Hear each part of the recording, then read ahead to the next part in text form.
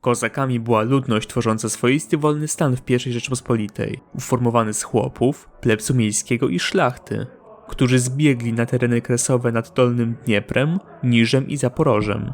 Stąd zwani są oni kozakami zaporowskimi. Wśród kozactwa dominowali wyznawcy prawosławia, co stało się z czasem ważnym elementem ich poczucia odrębności. Kozacy brali aktywny udział w organizowaniu samoobrony przed regularnymi i niezwykle dokuczliwymi najazdami tatarskimi. W ten sposób zaczęły powstawać ochotnicze oddziały zbrojne, które same zaczęły organizować coraz ambitniejsze wyprawy na Tatarów i Turków.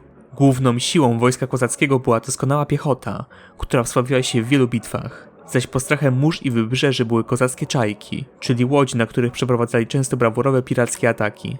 Od 1572 roku działał rejestr kozacki, czyli oficjalny spis kozaków, których Rzeczpospolita wykorzystywała jako żołnierzy zaciężnych, co dla nich było wielkim przywilejem.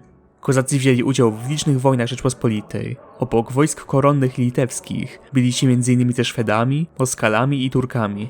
Najsłynniejszym kozakiem w służbie Rzeczpospolitej był hetman Piotr Konaszewicz-Sahajdaczny. Prowadził on wojska zaporowskie przeciwko Moskwie podczas tzw. Wielkiej Smuty oraz wsławił się udziałem w obronie Chocimia przed Turkami w 1621 roku. Kozacy, jako że wytworzyli własną organizację społeczną i polityczną, czasem zaczęli domagać się praw oraz niezależności. Niekiedy system władzy, który wytworzył się wśród kozaków, nazywany jest demokracją wojenną, opartą o posłuszeństwo wobec obieralnego hetmana, który był jednocześnie przywódcą wojskowym.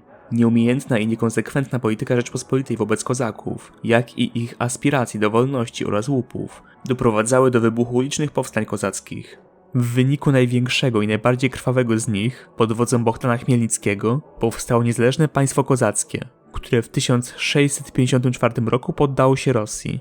Jednak ostatecznie rozejm andruszowski i traktat grzymułtowski doprowadziły do podziału Ukrainy na prawobrzeżną i lewobrzeżną. Ziemie na prawym brzegu Dniepru zostały przy Rzeczypospolitej, a na lewym stały się częścią Rosji, gdzie kozacy mieli autonomię w ramach swojego hetmanatu. Jednak od 1709 roku kolejni carowie sukcesywnie ograniczali hetmanat, co związane było z polityką centralizacji Rosji przez cara Piotra I oraz nieudanymi próbami uzyskania niezależności przez hetmana Iwana Mazepę, który wspierał króla szwedzkiego Karola XII w jego wyprawie na Moskwę, aż do jego klęski w Wielkiej Bitwie pod Połtawą.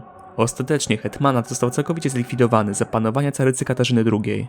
Mimo że kozaków zaporowskich już nie ma, to ich dzieje są integralną częścią historii i jednym z najważniejszych źródeł tożsamości narodowej dzisiejszej Ukrainy.